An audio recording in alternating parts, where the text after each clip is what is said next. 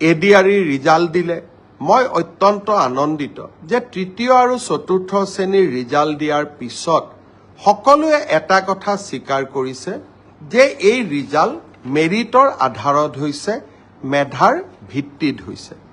আৰু সঁচাকৈ চৰকাৰী চাকৰি আমি মেধাৰ ভিত্তিত দিয়াৰ বাবে প্ৰতিশ্ৰুতিবদ্ধ।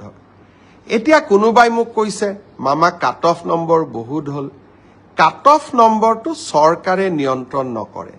যদি ৩,০০০ পোষ্ট থাকে আমি ২জন কৰি বা ৩জন কৰি উত্তীৰ্ণ প্ৰাৰ্থীক মাতো।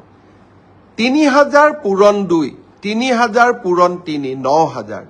মেৰিট মতে ৯,০০০ নম্বৰটো আহি যোৱাৰ লগে লগে ৯,০০০ নম্বৰ লাভ কৰা ব্যক্তিজনৰ যিটো নম্বৰ সেইটোৱে কাট অফলৈকে ৰূপান্তৰিত হয়।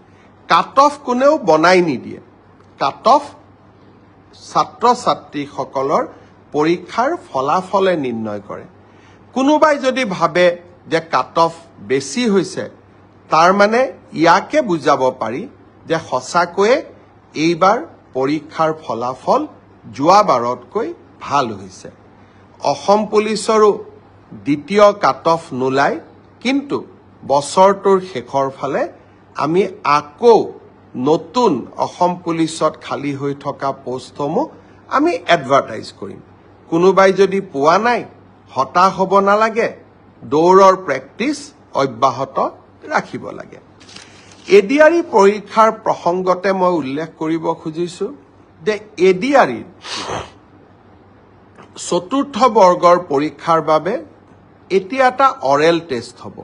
এই অৰেল টেষ্ট আমি জুন মাহত অনুষ্ঠিত কৰিম। লগে লগে এডিআৰিৰ তৃতীয় বৰ্ষৰ পাছ কৰা ছাত্ৰ ছাত্ৰীসকল বা যুৱক যুৱতীসকলৰ বাবে এটা স্কিল টেষ্ট হ'ব। সেই স্কিল টেষ্টটো আমি অহা জুন মাহত আমি আৰম্ভ কৰিম।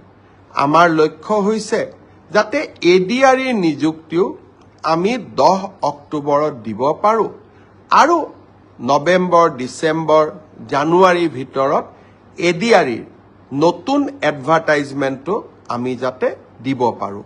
অৰ্থাৎ আমি আমাৰ যুৱক যুৱতীসকলৰ মাজত আশাৰ বন্তি গছি আমি জ্বলাই ৰাখিব খুজিছোঁ।